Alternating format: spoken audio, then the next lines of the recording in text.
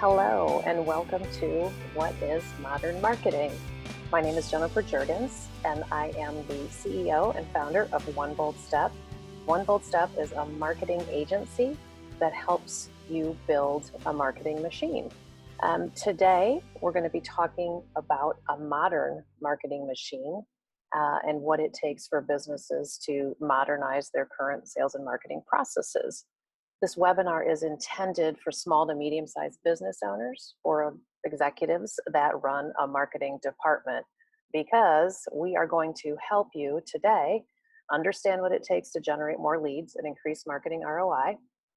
We're going to improve the sales and marketing process, and you're going to hear me say the word process a lot.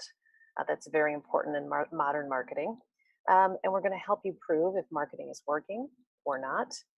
Use sales and marketing technology to scale your growth and to overall understand how the buyer has evolved and what you have to do in order to reach them. And there is a little hint there. If you don't use Google as a verb already, I'd be pretty surprised, but there's a reason why Google is now a verb, and we'll get into that at the end as well. What is marketing? You will note here that I have highlighted a specific word over and over again. According to Wikipedia, it's the study and management of exchange relationships. It is the business process of creating relationships with and satisfying customers. It's one of the primary components of business management. Philip Kotler, who is an American marketing author and consultant, says you're satisfying needs and wants through an exchange process. The AMA, it's a set of institutions and process for creating, communicating, delivering, and exchanging offerings. And the Chartered Institute of Marketing also points out that this is a management process. So, right from the start, I want you to think about marketing in a different way. I want you to not think of it just as promotions and advertising, but to think about it as a process. Now, once you have that firmly in your head, what do we know about processes? If there are any supply chain geeks listening, like me, you know that we need a process because we can measure it.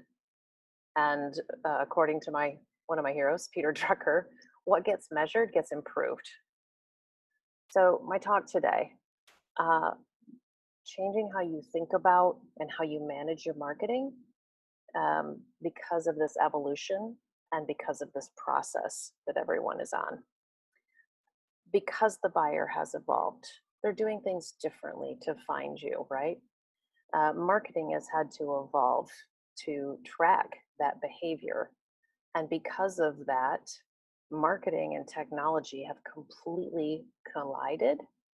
And with the digital experience, the entire customer journey can be measured, managed, and therefore improved. So let's talk a little bit about the evolution of the buyer.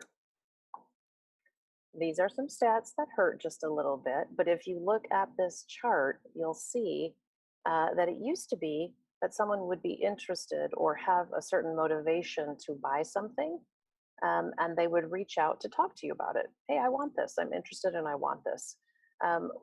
Google comes in right there in the middle, and really any digital form of information now is searched before somebody really wants to talk to someone. And that is because buyers don't always trust sales reps. So according to some HubSpot data, only 3% of buyers trust reps. Only 17% of salespeople think they're pushy compared to 50% of prospects. And 70% of the buyer's journey is complete before a buyer even reaches out to a salesperson. And I find this one to be really telling. Only 19% of buyers want to connect with a salesperson during the awareness stage of their buying process when they're first learning about the product.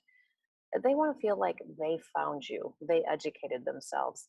And then when they were ready, and only when they were ready, they wanted to talk to one of your sales reps. This is a very different sales funnel from even just 10 years ago. So it used to be, when we're looking at the funnel, that marketing owned the top third. when someone was just getting to be aware about you and or your product, when they were just starting to maybe poke at it a little bit of interest. And then perhaps they were using marketing materials to compare your offering to another.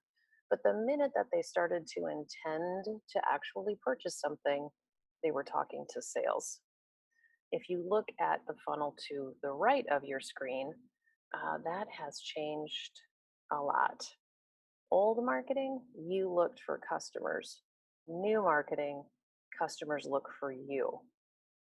And I would say that marketing probably even comes back in below sales again on the funnel of today. So after someone has purchased, because we do so much with our reviews and our cross sell opportunities and our remarketing to our existing customers.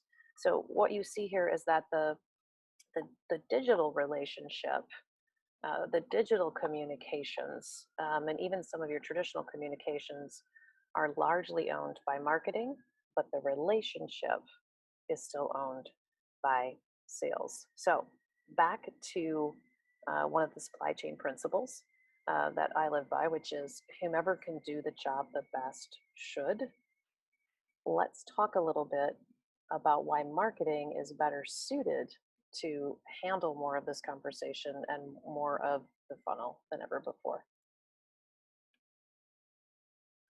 This is, think about turning the funnel onto its side for a moment here. So we were going from top to bottom and now we're going to go left to right. This is an example of the modern customer journey. And what really stands out here is that everything that is bold on the bottom of this slide is digital, digital, digital, digital. And where we need that one-on-one relationship, traditionally sales, that's in orange right there.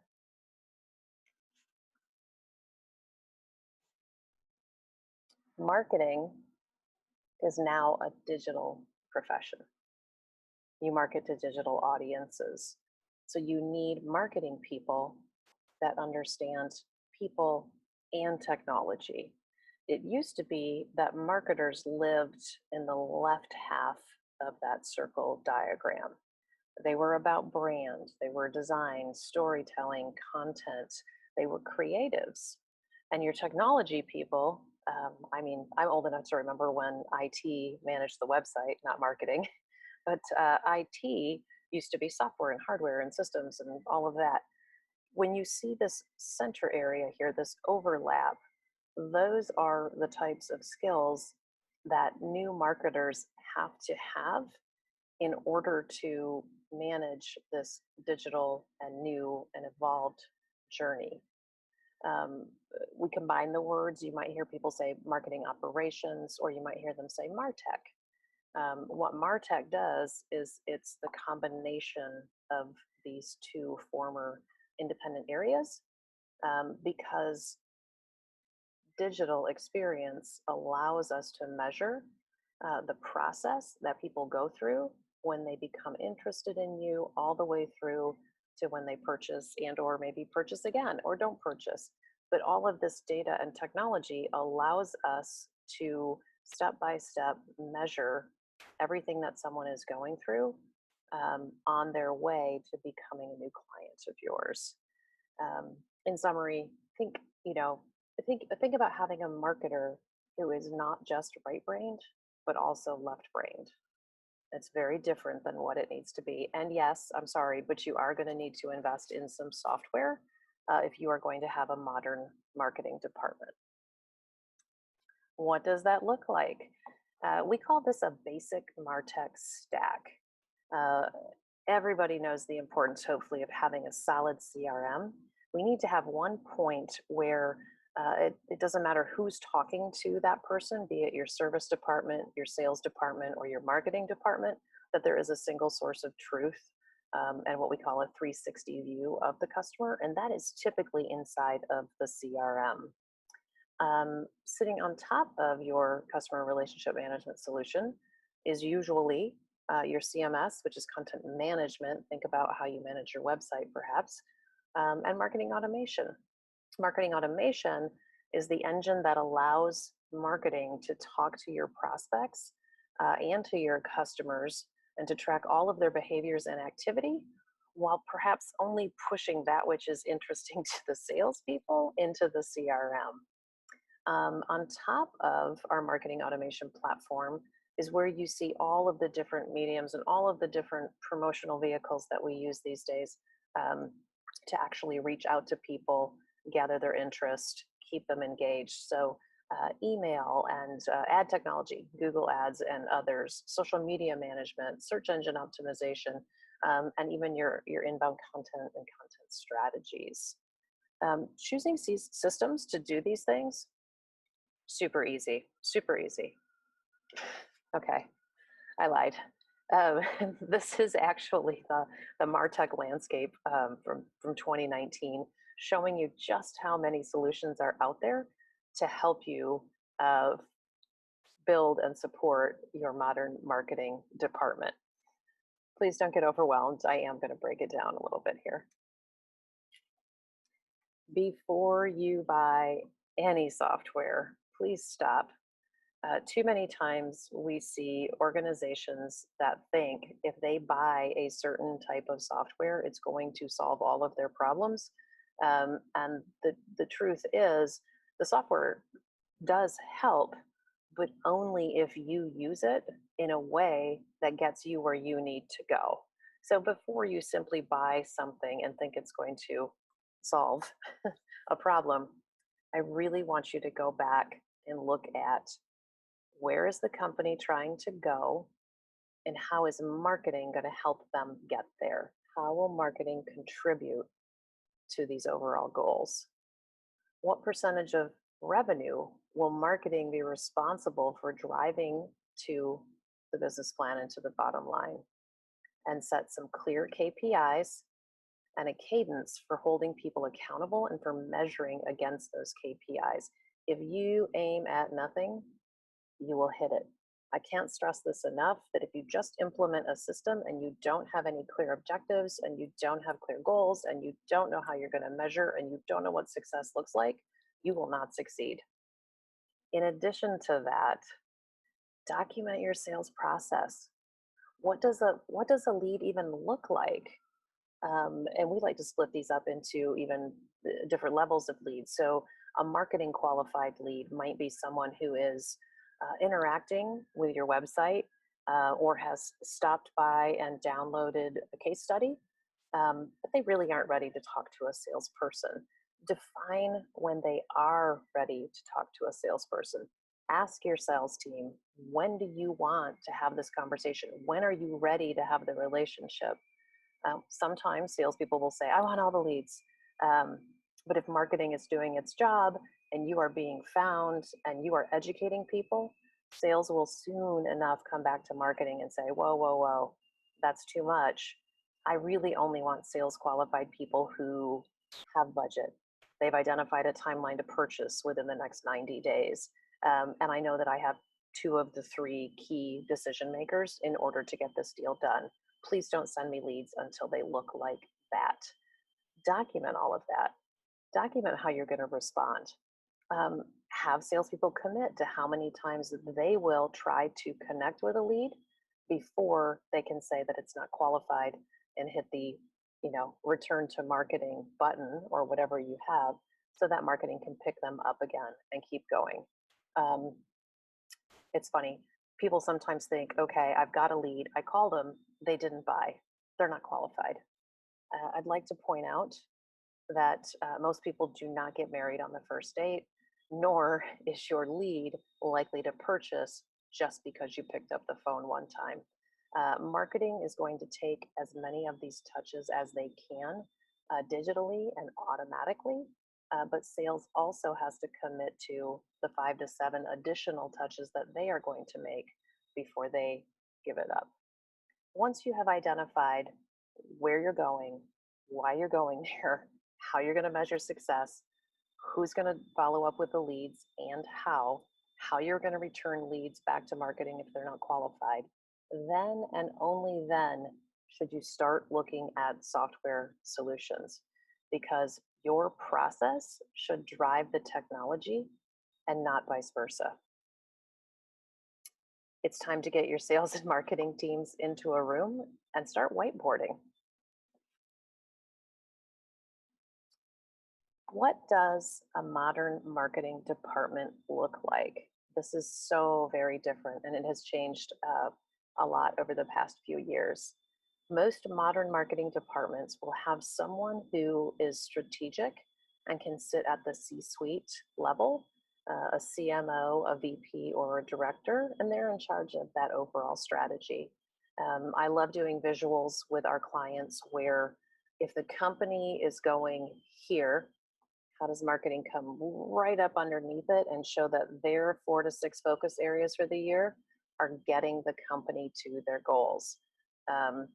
That's what a good CMO or marketing leader will do for you, strategic alignment. You also need a marketing manager, someone who is perhaps a specialist in demand generation, who understands what a good inbound content marketing plan looks like, and can handle the workflows and the distribution and has a good relationship with your sales leadership. Marketing technologists, these are the people that understand the CRMs and can get in and manage the website or your pay-per-click campaigns. These people are more data driven than they are creative driven. These are the ones who are going to tell you if something worked or not and continue to tweak and dial it in. A marketing specialist is someone who can span a little bit of both the analytics side as well as the creative side. They know how to write a good email for response and make it look nice. And they also care that they're tracking the results to make sure that that email was effective. You still need a designer. These are your visual elements and your graphic design. And more than ever, content, content, content. If the modern marketing journey is about people finding you, your content writer needs to be that person who is sharp enough and intuitive enough to answer their questions before they ask them. They need to put the content out there so that when the person types that question into Google, you are the one that shows up with the answer. Because marketing is going to educate your prospect, and when they get ready to buy, they're going to purchase from the organization that was the most helpful and the one that educated them, and that's you. Now, many small companies start with just a designer. So if you're looking at this and you're thinking, oh my gosh, I can't possibly have this many people in my marketing department, that's okay. That's okay. You can now outsource a number of these positions as much as is needed. If you only have budget for one marketing person, I'd like to suggest that you start looking for what is called a T-shaped marketer. T-shaped marketers have skills and knowledge that are both deep and broad. So if you can find that one person who has some base knowledge around storytelling and behavior and research, they're a generalist, but maybe they're really, really good in the content marketing and SEO space, then they can help you find the expertise through outsourced channels in these other areas here along the yellow line in the channel expertise. So you need someone who knows that the content that they are writing has a purpose and that it ties to the community outreach efforts that you might have. But they also might know that it's going to be assessed for success because of keyword analysis. It's no longer effective to have somebody who lives entirely in a single channel stream, especially if you're a small or medium-sized business.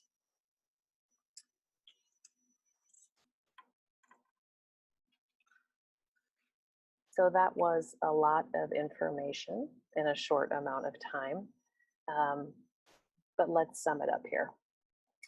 If you are in a small to medium-sized business and you are looking to prove that marketing is working, marketing is making a difference, you have to accept that it is nothing that you have done that has made it so that your department isn't performing like it used to. You have to know that it is drastically different than it was 20 or even 10 years ago.